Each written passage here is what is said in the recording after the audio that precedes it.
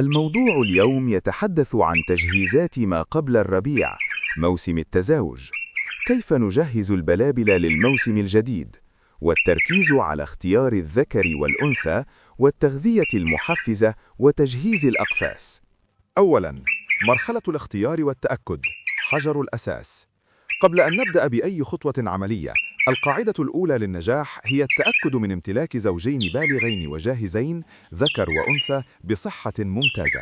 يجب أن نتأكد من خلوهما من الأمراض وأن أعمارهما مناسبة للتزاوج، فهذه الخطوة هي الأساس الذي سنبني عليه نجاح موسم الإنتاج بالكامل.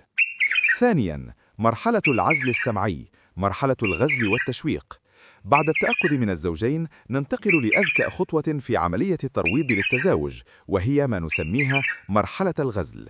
في هذه المرحلة نقوم بوضع الذكر في قفص والأنثى في قفص آخر منفصل تماما، بحيث نضعهما في مكان يسمع فيه كل منهما صوت الآخر ولكن لا يريان بعضهما أبدا. الهدف من هذا العزل هو إثارة الفضول والشوق لدى الطيور. عندما يغرد الذكر ولا تجيبه الأنثى إلا بالنداء، تزداد رغبته في البحث عنها وتتحرك غريزة التزاوج لديهما بقوة أكبر مما لو كان يريان بعضهما طوال الوقت. ثالثاً، مرحلة التعارف البصري، تقريب المسافات. بعد انتهاء فترة التشويق السمعي وملاحظة زيادة تغريد الذكر ونداء الأنثى، ننتقل للخطوة التالية وهي التعارف البصري. نقوم الآن بتقريب القفصين من بعضهما البعض بحيث يصبح الفاصل بينهما مجرد قضبان القفص. هنا يرى كل منهما شريكه لأول مرة. وظيفتنا في هذه المرحلة هي المراقبة الدقيقة، نراقب لغة الجسد وتصرفاتهما تجاه بعضهما.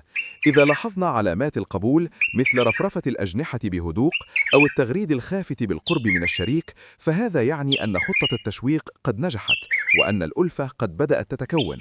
رابعاً، مرحلة الجمع وتجهيز العش، اللقاء المنتظر. نصل الآن إلى اللحظة الحاسمة. بعد التأكد من التوافق التام وعدم وجود عدائية، نقوم بجمع الزوجين في قفص واحد واسع ومناسب. وبمجرد الجمع، نبدأ فوراً بتجهيز بيئة الإنتاج. نضع لهما مواد التعشيش المناسبة مثل خيوط الخيش والقطن وسعف النخيل لنحفزهما على البدء ببناء العش. وبالتزامن مع ذلك، نبدأ بتقديم المحفزات الغذائية الغنية بالبروتين والكالسيوم والفيتامينات لضمان طاقة عالية للزوجين وجودة ممتازة للبيض.